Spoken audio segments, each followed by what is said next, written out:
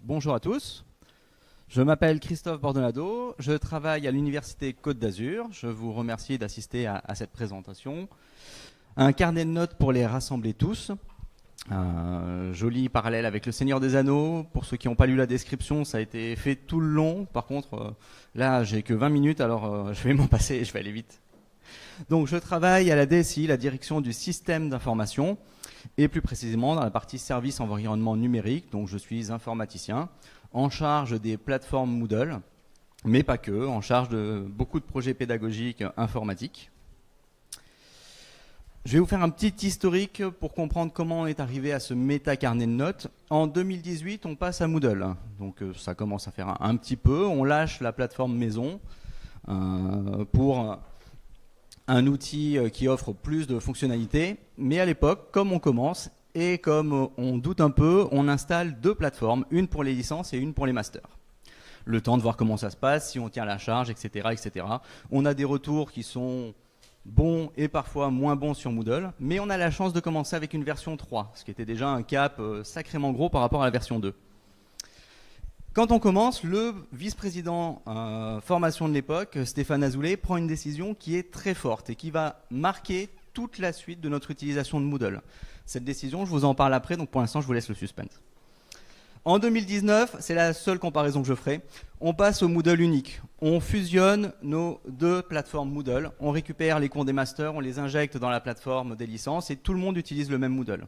À l'Université Côte d'Azur, on est pluridisciplinaire, on va des lettres à la médecine en passant par les sciences, la compta et tout ce qu'on peut avoir. On a 25 000 étudiants, pas mal d'enseignants et on a une seule plateforme Moodle. Tout le monde est au même endroit, tout le monde a la même interface, tout le monde a les mêmes plugins. Je ne cherche pas à complexifier les choses. En 2020, le Covid, et c'est l'explosion de l'utilisation. Ça avait bien commencé, mais bon, c'était encore assez léger. Là, vraiment, ça monte en flèche. Et là, on est content d'avoir lâché l'outil qu'on développait nous-mêmes, parce que, heureusement, ça a marché, mais bon, si ça n'avait pas marché, on aurait tout mis sur le dos de Moodle. C'est aussi le début de la transformation pédagogique un peu plus massive pour nos enseignants. Transformation qui va s'accélérer en 2021 avec le projet à la TUCA. On ne va pas parler acronyme, IDEX, PIA, machin. C'est un projet qui est financé, ciblé sur les licences et qui a pour but d'aider les enseignants à passer le cap du numérique à ce moment-là. La première porte d'entrée, c'est les syllabus de cours. On développe un outil maison pour faire les syllabus et on fait passer les gens par Moodle pour pouvoir modifier leur syllabus. Il faut être inscrit dans un cours Moodle pour avoir le droit de modifier son syllabus et le syllabus est affiché via Moodle.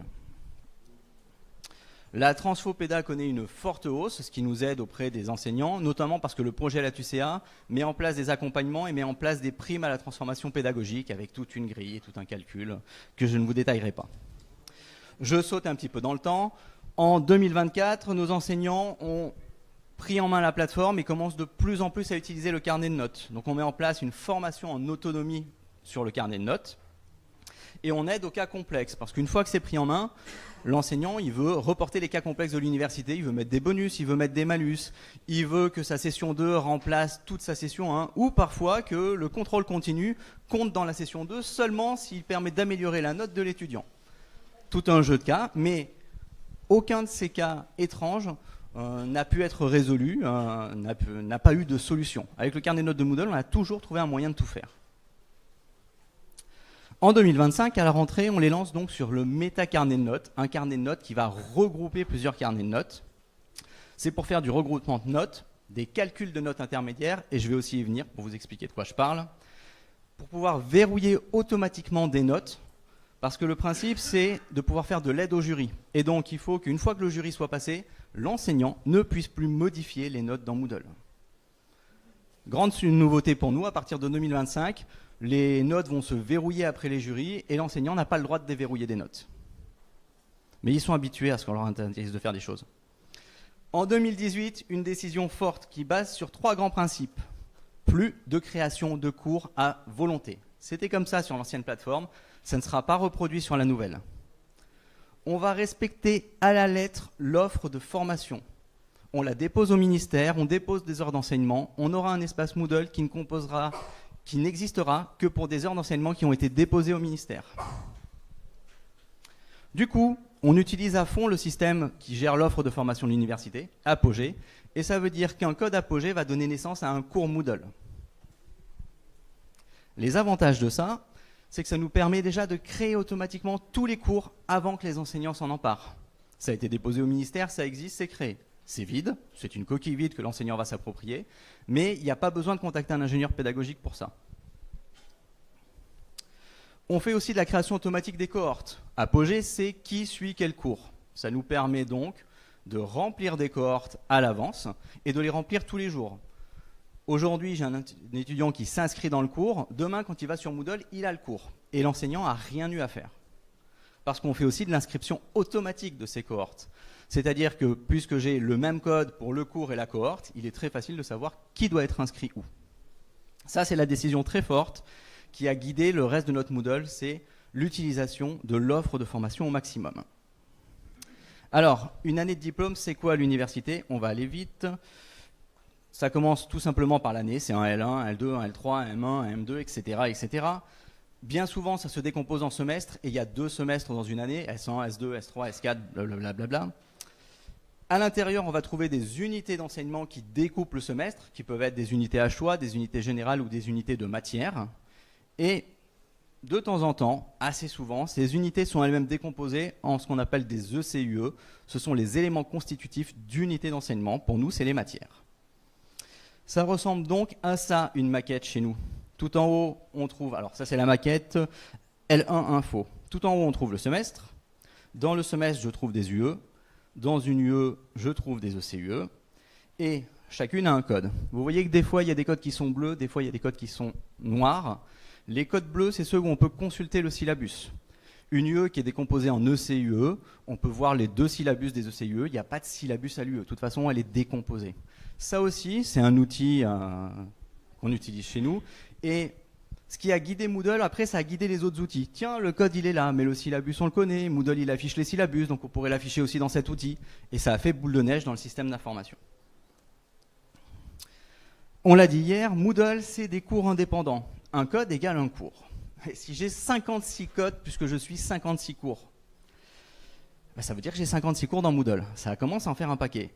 Si un cours égale un carnet de notes, 56 cours, ça veut dire 56 carnets de notes différents. Quand je suis un étudiant, pour réussir à me repérer là-dedans et à commencer à calculer ma moyenne à l'UE puis ma moyenne au semestre, ça devient compliqué. D'autant plus que je ne connais pas forcément les règles de calcul qui disent que cette UE vaut plus que celle-ci ou que cette ECUE vaut plus que celle-là.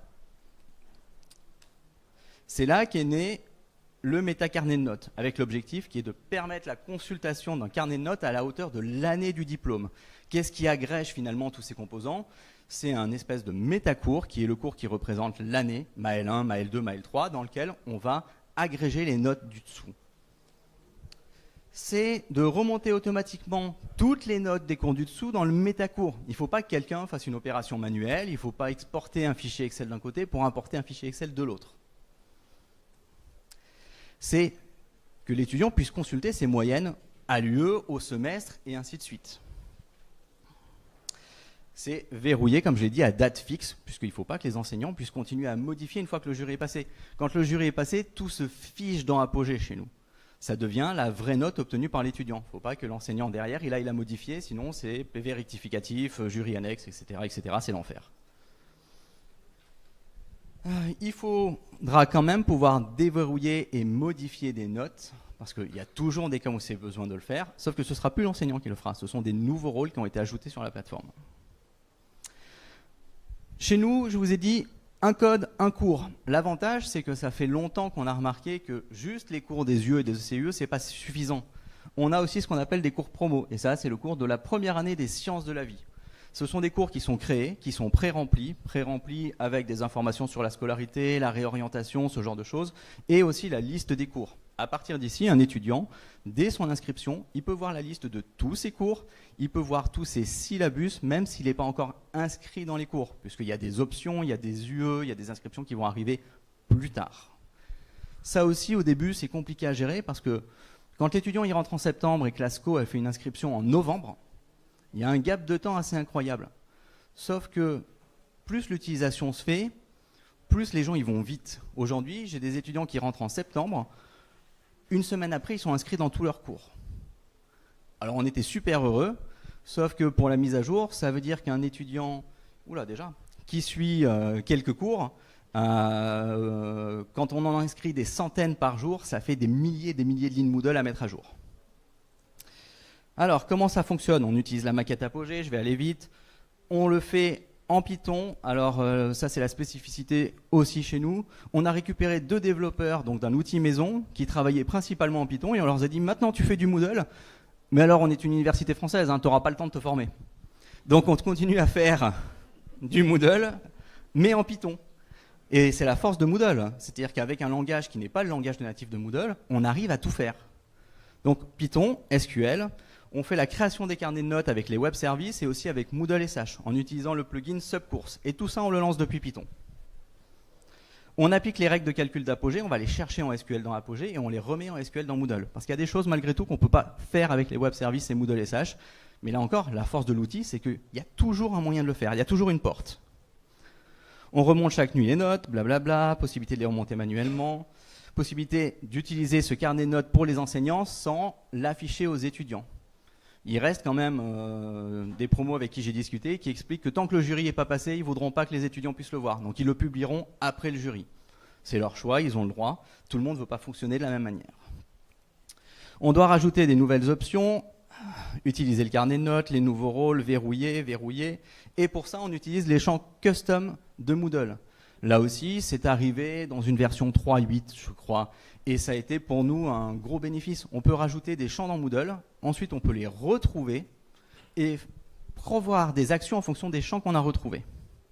À quoi ça correspond? Vite fait une capture d'écran. Eh ben, on a rajouté une nouvelle catégorie à la fin des cours avec mes petits champs, utiliser le carnet de notes, utiliser les rôles et verrouiller avec les dates, les calendriers, etc., etc. Le carnet de notes du métacours, comment il se présente? Il se présente comme ça. Tout en haut, Moodle rappelle dans quel cours on est. Donc ça, c'est le cours de la première année. À l'intérieur, j'ai mon semestre, j'ai mes UE, et à l'intérieur des UE, j'ai mes éléments de cours. Ici, c'est un plugin qui s'appelle Subcourse ou cours lié, qui permet de récupérer la note dans un cours et de la faire remonter dans un autre. On ne récupère que la note finale du cours. L'avantage pour l'enseignant, c'est que dans son cours, il continue à gérer son carnet exactement comme il veut. C'est la note finale du cours qui est obtenue, qui revient dans le métacours. Là, c'est mes règles de calcul d'Apogée avec mes coefficients. Et ici, c'est la valeur qui a été aussi récupérée dans Apogée. Principalement, c'est 20. J'ai quand même eu quelques exceptions. À Polytech, ils ont ce qu'ils appellent des polypoints. Ils en ont 999 sur leur cursus. Donc chez eux, on voit apparaître un truc avec 999 points possibles. Et pour faire ça, dans mon cours que je vous ai présenté, je rajoute un onglet qui est caché, que les étudiants ne vont surtout pas voir. Et à l'intérieur, je crée toute une ribambelle de subcourses. Pour l'utilisateur, étudiant, ça donne ça. Il voit la même chose, je suis là. Ça, c'est mon semestre. Ça, c'est mon UE. Ici, j'ai mon ECUE. La pondération, donc, comment est calculée la note. Les notes que j'ai obtenues. Et on voit que j'ai obtenu 11 au cours sur les grands défis sociétaux, 9 sur le cours anglais STAPS, et ça me fait une moyenne de 9,67. Ça a été recalculé pour lui, le voit au fur et à mesure. On voit aussi qu'il y a une coche verte. Pareil, on utilise la force de Moodle, on peut avoir une note pour passer, ce qui signifie que si dans Apogée, on dit à partir de 8, l'étudiant a validé cette UE, ça ressort ici. Hop. De nouveaux rôles. Alors, on a ajouté des nouveaux rôles, responsable pédagogique, secrétariat pédagogique, désolé, je vais très vite, mais j'ai pas beaucoup de temps, qui sont donnés par l'administrateur, l'assistant Moodle, c'est aussi un rôle de chez nous, ou par un responsable pédagogique sur un cours. On peut, avec ces nouveaux rôles, rentrer dans tous les cours qui dépendent d'un cours promo sans être listé comme enseignant. L'avantage, c'est qu'on n'est pas identifié comme un interlocuteur par les étudiants. On peut déposer des fichiers dans un cours parce qu'on a encore des cours qui sont donnés par des intervenants qui viennent 2 heures à l'université, ils n'ont pas de compte, de toute façon ils n'en veulent pas et ils ne veulent pas venir déposer un PDF pour 2 heures. Donc c'est le secrétariat pédagogique qui vient faire le travail à leur place. On peut consulter les notes de tous les cours, on peut verrouiller ces notes et pour les verrouiller, pour utiliser ces rôles, on a juste une petite case à cocher. Une fois qu'on a coché cette petite case, dans le cours, il suffit d'inscrire une personne normalement, de choisir l'un des nouveaux rôles qui est présent, et toutes les nuits, on va détecter une nouvelle personne et on va propager son inscription à tous les cours de la maquette qui dépendent de ce cours promo. J'ai bien accéléré, en fait je vais arriver au bout avant. Voilà, c'était la pression, ça marche bien. Verrouiller les notes automatiquement des cours éléments pédagogiques. Ça, je l'ai dit, le principe, c'était qu'à une date programmable, depuis les paramètres de ce cours promo, il faut bloquer le système. Et on a une date différente pour les semestres pairs ou impairs. Pour ça, encore une fois, on utilise la périodicité dans Apogée. Chaque élément peut dire à quel moment de l'année il a eu lieu. Nous, on en a 8 des périodicités. 1, 2, 3, 4. 5, 6, 7, 8, ça va, c'est assez facile. Ça nous permet de savoir que ce semestre, il est pair ou impair. Et donc, en fonction de ça, on chope la date et on va verrouiller tous les cours qui correspondent à cette période. Ça a quand même supposé la création d'une catégorie d'entraînement dans tous les cours par défaut. Parce que toutes les notes ne servent pas à l'évaluation de la moyenne. Il fallait que l'enseignant puisse continuer à entraîner ses étudiants et qu'après le verrouillage, les étudiants puissent continuer à faire les tests et à obtenir des notes sur ces catégories. Donc on a cette catégorie entraînement qui, elle, ne se verrouille jamais. Par contre, elle ne se verrouille pas, elle est à 0 dans le coefficient de la moyenne et l'enseignant ne peut pas la changer. Qui ne me mettent pas les entraînements d'un coup. Il y en a un qui l'a fait. Hop. Seuls les administrateurs de la plateforme ou les administrateurs pédagogiques peuvent débloquer un carnet de notes. C'est vraiment chez nous 2-3 personnes dans des cas qui sont très extrêmes, très pointilleux. Surtout après les jurys, les notes, c'est hyper sensible. Donc, Et du coup, on a supprimé la permission de verrouiller, déverrouiller les notes aux enseignants. En soi, c'est pas si grave, parce que la plupart des enseignants nous contactaient quand ils avaient verrouillé une note et qu'ils ne comprenaient pas ce qu'ils avaient fait. Donc on a fait disparaître un outil qu'ils n'utilisaient pas et qui était plutôt bloquant pour eux. Maintenant, ils nous contacteront en se demandant pourquoi ils ne peuvent pas modifier une note et on leur expliquera que c'est normal. Je ne suis pas sûr que ça passe mieux. Alors, pour faire tout ça, et j'arrive au bout, on a créé donc une API Unica en Python, puisqu'on fait énormément d'opérations, qui est basée autour de 4 scripts qui permet la création des métacours, la mise à jour des règles de calcul, la diffusion des nouveaux rôles et les verrouillages des carnets de notes. C'est basé sur des scripts qui sont déjà existants parce qu'on a aussi des cours pour la création des cours promo, la création des cours des éléments pédagogiques, la création des cohortes et des synchros. Vous comprenez pourquoi on a une API, à force de répéter les mêmes requêtes partout, on finit par centraliser. Et tout ça, on l'a mis sur surveillance, c'est-à-dire qu'on a installé un ordonnanceur, on est parti sur Airflow. Ça va nous permettre d'enchaîner les scripts d'une façon plus propre qu'un cron. C'est-à-dire que là, je fais un premier script, s'il arrive au bout, et si c'est un succès, il enchaîne le deuxième. Si le premier script met 1 heure, je pars au bout d'1 heure. Si le premier script met 2 minutes, au bout de 2 minutes, j'enchaîne la suite. Je ne lance un script que si le précédent a réussi. S'il y a une erreur, ce n'est pas la peine de se taper 4 messages d'erreur. Ça bloque tout, ça me prévient qu'il y a quelque chose qui ne marche pas. Et moi, je vais relancer mes scripts en dehors de l'ordonnanceur pour voir quel est le message d'erreur qui se passe. Ça historise les logs tous les jours. Quand ça fait les scripts, même quand ça réussit, ça me dit que tout s'est bien passé, ça me dit ce que ça a créé. Je sais jour par jour combien de cours ont été créés, combien d'étudiants ont été inscrits, et ainsi de suite. Ça me donne un schéma d'exécution, ça me permet d'avoir une vision plus claire de comment se déroulent les choses et dans quel ordre.